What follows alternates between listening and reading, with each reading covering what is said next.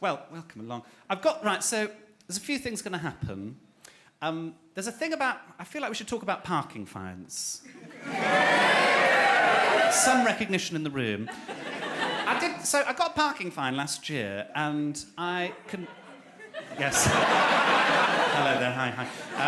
You didn't give me the parking fine, did you? I'm still looking for that bastard. I got a parking fine last year, and I contest all parking fines, because I do fuck all in the days, basically. It's quite funny what happened, so I thought, well, I'll pop that in the show. Then I did it on television. I thought, well, no one will watch that. I can still do it in the show. The thing went bloody viral, didn't it? I ended up on the Lad Bible. If you don't know what the Lad Bible is, it's very similar to the normal Bible, really. In that it's read mainly by homophobes. So, the comments. Oh, my God. Ooh, quite funny for a puff. Great. Lovely. So, yes, what I'll do... So, I'll do you a director's cut version of it, because a few extra things have happened. Basically, this is a bit of helpful advice. I know we're in London and parking's a nightmare here. There's a thing called a subject access request. It's part of the Data Protection Act 1998. I do fuck all in the days. What it is, you can request any and all information that a company or an institution has on you, and it's such a fabulous waste of their time, because no one's real dream when they were growing up, when I grow up, I want to be a parking prick. Like, nobody wanted that themselves. These people just want to coast through life. They don't want any extra admin. If you give them some, they hate it. They normally go away. This is an ongoing one, which isn't a parking fine, actually. This is... I was driving in the wrong lane, and they gave me a fine for that. I know, bloody squares. You killed like 3 people. Now, I'm not sure what I can say legally as to where this is. So what I'll do is I'll do a version for the DVD. This was in London. And a real version, this was Lambeth fucking Council.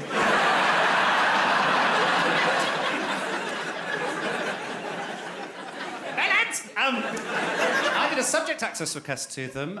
They didn't reply within 30 days, so they're breaking the law. And as you know, I love the law. So I sent them an email that included this sentence, just to give you an idea of the tone of the things I write.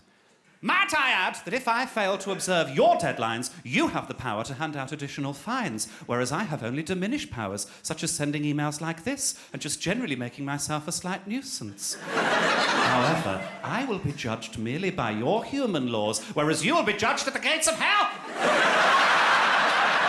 An idea of the tone of the things I write, okay? So now, this one...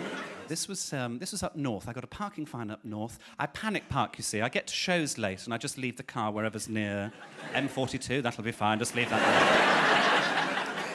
there. So this one, I got up north. So, yes, I did a subject access request. Got an email from someone called Steph, who wrote, Mr. Lycett, I've passed your email onto the Freedom of Information team, as if they have a whole team for information. That means one person, and by that definition, I've had sex with a team of people.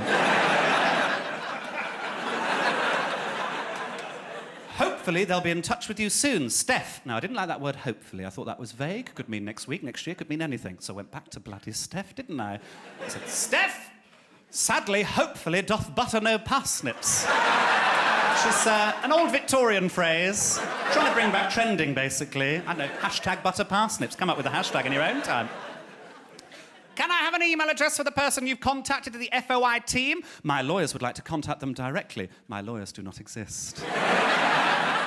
You have been very helpful, and hopefully you won't get caught up in the forthcoming. I thought it was vague enough as a threat. It could mean anything. Could just go and glass the woman, couldn't I? Just go and glass her. She replied, Mr. Lycett, I'm not sure what you mean about buttered parsnips. I have CC'd in the FOI team who will advise. Then I got an email from someone called Colin, who I imagine talks like this. Hello. Wanking as he wrote this email. Hello. Mr. Lycett, your request is very broad, and so I have assumed you only want information pertinent to your recent parking fine. Pertinent? Get in the fucking bin, Colin. I imagine that's the moment he jizzed. Just like so pleased with himself. Attached is the evidence we have, which is a photograph of your car clearly parked in a taxi rank. Here is that photograph. There it is. Very blurry for a start. It was like this weird chalky thing that had been written on the side window. Not good enough evidence, that isn't. There's no evidence of an actual taxi rank there. Wouldn't stand up in court, and I would take it that far. I do nothing in the days. So I went back to bloody Colin, didn't I? Said, Colin! When you assume, you make an ass out of you and me. Is prickish enough for a kick-off? I see that your evidence is nothing more than a picture of the words taxi rank written on my car. I would argue this evidence is insufficient. I also put P.S. Apologies for the delay in replying to your previous email. I'm currently on the Costa del Sol. I provided evidence of this. Just attach this picture. Did in my bed in Birmingham, didn't I?